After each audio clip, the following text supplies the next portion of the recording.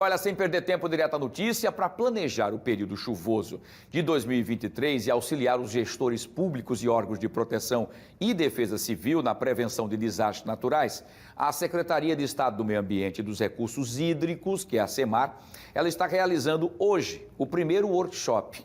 E nós vamos fazer o seguinte, eu vou trazer o Alan Garcia ao vivo para que ele possa contar para a gente os detalhes sobre tudo isso. E é um assunto, inclusive, importantíssimo no momento em que a quadra chuvosa já bate a porta, né, e preocupa a população alagoana.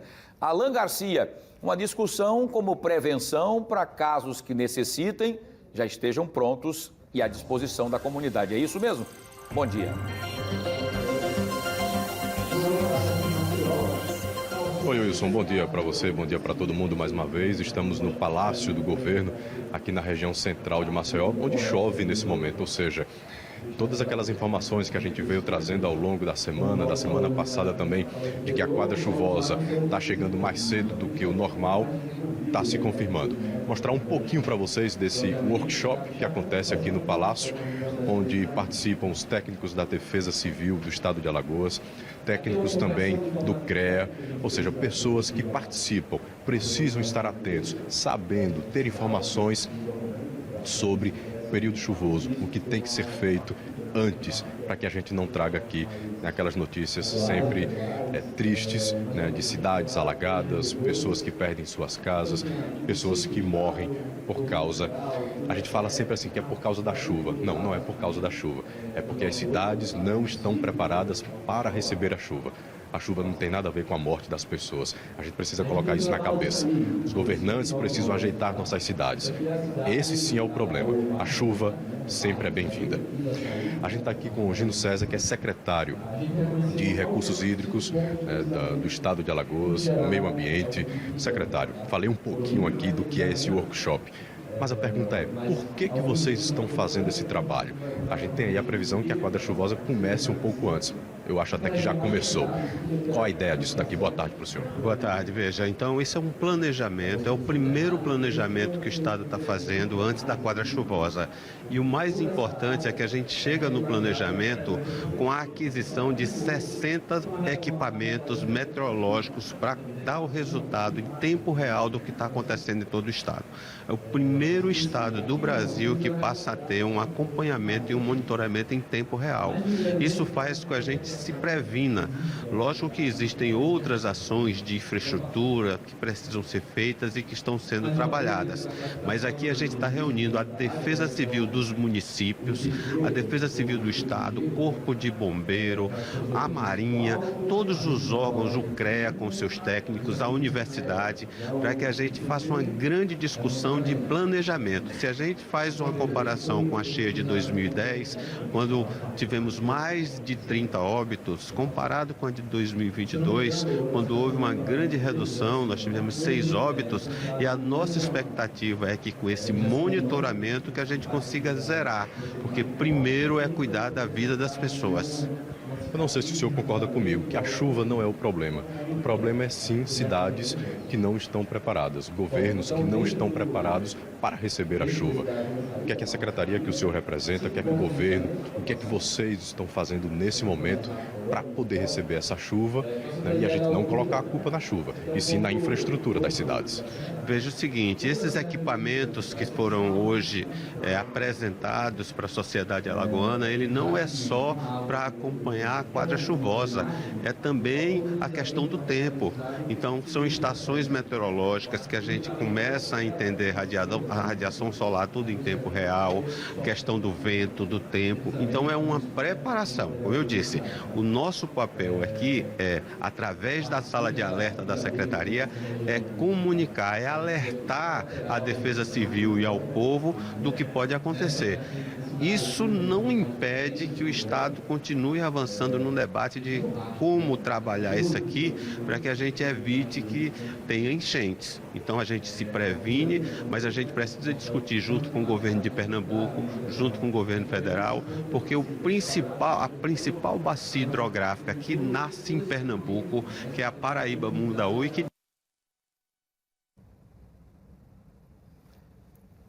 Bom, nós perdemos o sinal, caiu o sinal.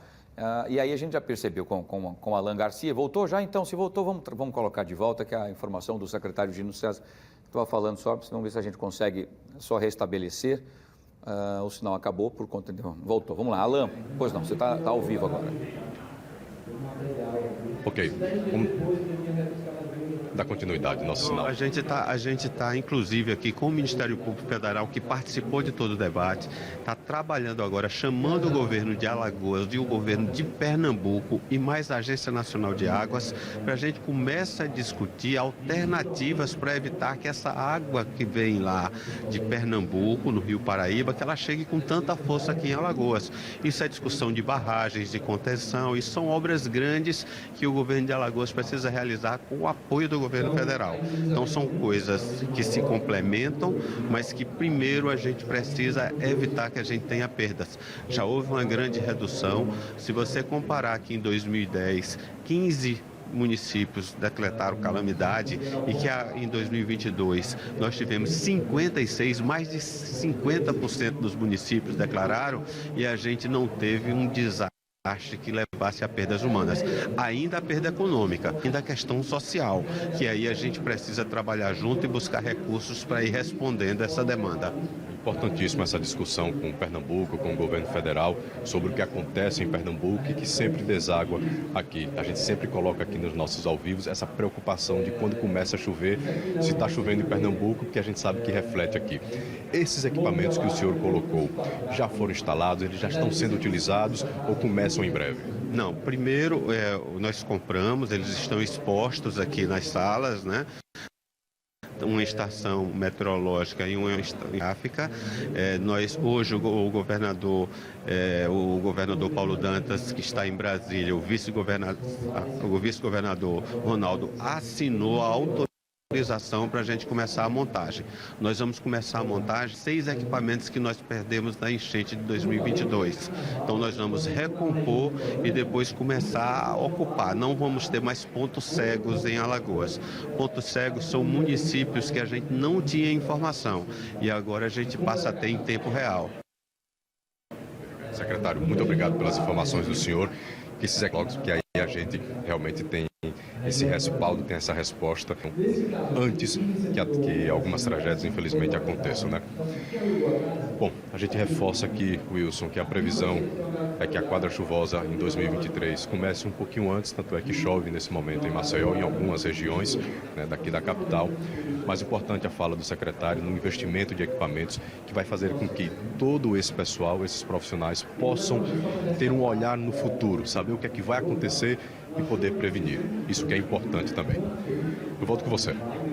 Muito bem, Alan, muito obrigado pela sua participação. Agradeço ao secretário Gino César também pelas explicações os detalhamentos, inclusive, de todas essas ações. Importante esse workshop, porque traz a responsabilidade para todos e o objetivo é único, né? Salvar vidas e evitar tragédias. A sala de alerta do SEMAR foi exatamente criada para poder fazer uma prevenção. Hoje, com a tecnologia, o homem consegue, logicamente, com toda a tecnologia, e os meteorologistas conseguem entender aquela questão do tempo e tem uma noção, né, uma probabilidade do que vai cair, a quantidade de chuvas, a quantidade forte dos rios e outras coisas mais. Com isso, consegue-se, por exemplo, salvar vidas, evitando-se assim que as pessoas sejam pegas de surpresa, como acontecia no passado. E como disse o secretário Gino César, em alguns municípios não havia essa medição ou essa informação do tempo, da quantidade de água que caía naquele município, o que poderia cair, e agora sim estão sendo todos eles então monitorados, trazendo com isso uma resposta rápida para que alguma coisa seja feita pelos os CODEX, que são os conselhos, inclusive,